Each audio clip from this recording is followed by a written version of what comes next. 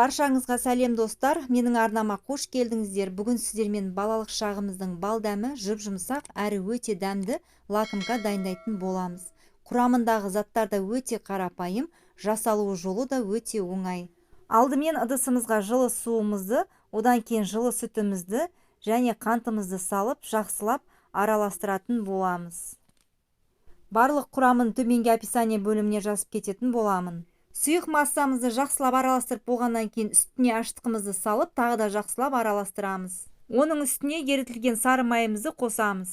Құрметті қыз-келіншектер, менің арнама тіркелмеген болсаңыздар, міндетті түрде тіркеліп, лайк басып, комментарий жазуды ұмытпаңыздар. Алдағы уақытта мен сіздермен бұдан да көптеген керемет рецепттермен бөлісетін боламын. Келесі кезекте ұн мен тұзды сұйық массаларымыздың үстіне аз-аздан салып қамыр елейтін боламыз. Бұл жерде ескерте кететін жағдай, тұзды міндетті түрде ұнмен бірге салыңыздар.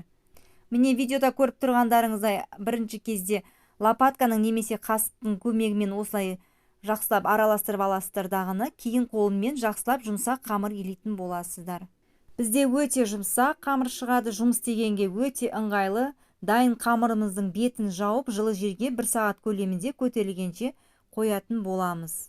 Қамырымыз өте жұмсақ болады, бірақ мөлшерден тыс ұн қосудың қажеті жоқ.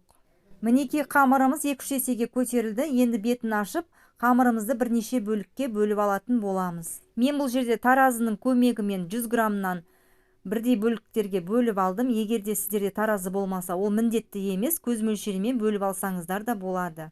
Менде осы қамырдан 12 дана шықты. Енді осы қамырларды осылай дөңгелектеп аламыз.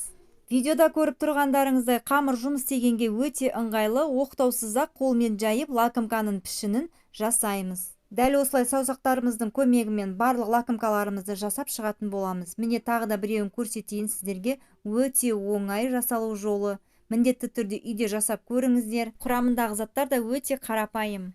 Барлық лакомкаларымызды жасап болғаннан кейін бетін жауып 15 минутқа расстойкаға қоятын боламыз.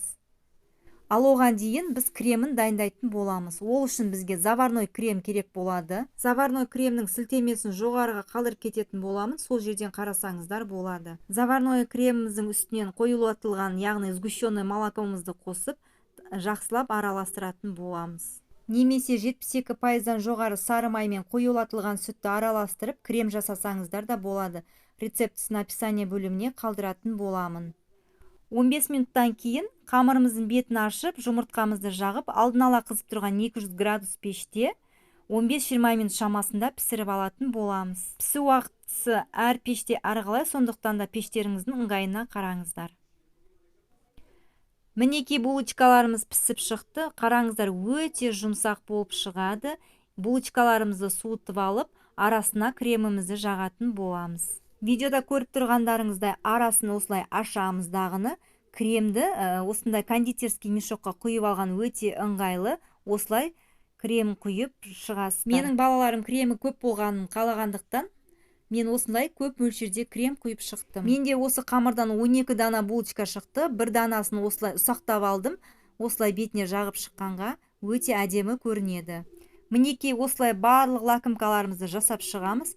Міне көріп тұрғандарыңыздай өте керемет, дүкендегіден де керемет болып шығатын лакомкаларымыз дайын. Осымен лакомкаларымыз дайын болды. Міндетті түрде дәл менің рецептім бойынша жасап көріңіздер. Сіздермен болған Айнұр. Видеоны соңына дейін көріп жатсаңыздар, лайк басып, комментарий жазуды ұмытпаңыздар.